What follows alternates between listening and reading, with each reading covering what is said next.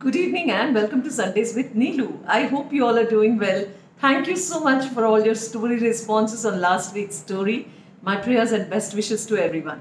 Coming to this week's story. This week's story's title is The Painting. So once there was a painter who painted beautifully. He had exhibitions and many people came to see his paintings and they would really be happy and they would always praise him, shower him with praises. So he would almost feel like a Picasso. So then he always used to go back home happy in the night after his exhibitions and his paintings were appreciated by everyone. So one night when he was about to sleep, he thought about it. He said, "Everybody praises me on my face. How would it be if I weren't present? How would I know what they genuinely think about my painting? Yeah, is it just fake praise or is it really that they're praising me?" So after a while, he thought about it, and then he took one of his best paintings, a huge one, and he placed it at the crossroads and near the gallery, and then he put a marker there and said, "Anyone who finds a mistake in this painting, please mark it." And he went back. He went back home, and then he did this very early in the morning when no one was around. And then when he came back in the evening, he was completely shattered. He saw that there were so many marks on the painting. Yeah. And he took his painting and went back home and was so disappointed and depressed that he stopped eating and he stopped painting. So many days passed by, and one of his close friends visited him and he discussed with him about this. So the friend said that this is no way to live your life. People will keep saying whatever they want to. So he said, "No, no, no, no. I think my paintings are not good enough and I need to really, stop painting." So then his friend said, "Let me give you an idea." So he said, "Again, put up the same painting." So he went back and he put up the same painting at the crossroads. He said, "This time, the note which you'll write will be different. Yeah, write a note saying that, please correct if there are any mistakes." Yeah.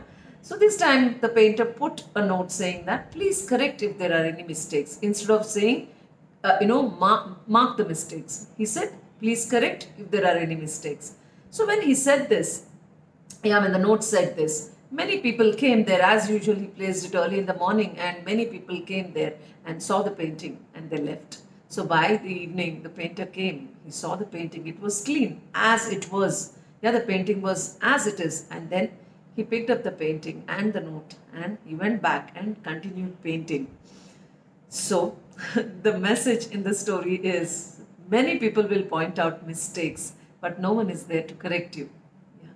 Many times there are so many people who will tell you what's wrong with you, but they will never ever tell you what is right. Yeah. Or they'll praise you in front of you and talk about you behind your back. Yeah, most of the people are like that. So while reading this story, I just remembered my one of my experiences in Istanbul.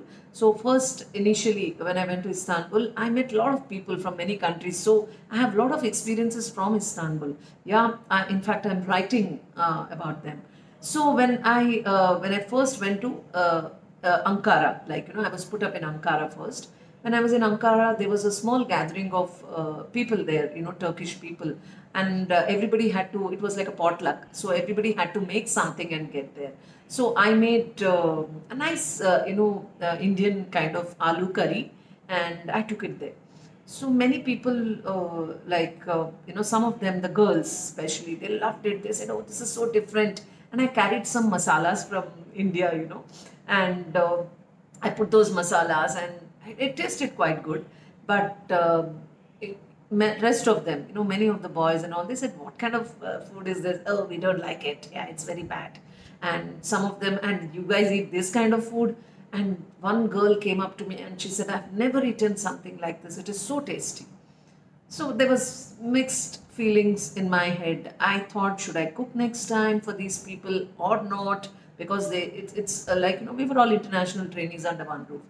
So time passed by and I was put up in Istanbul later, and then I had to cook my own food and we had housemates. So whenever I used to cook, it would be a rage. Like people would just come and eat, finish it off. Yeah, there was not a single, speck of food left in the in the pan ever. The curries I made, anything I made, I used to make kheer, so many things, and people just used to polish it off.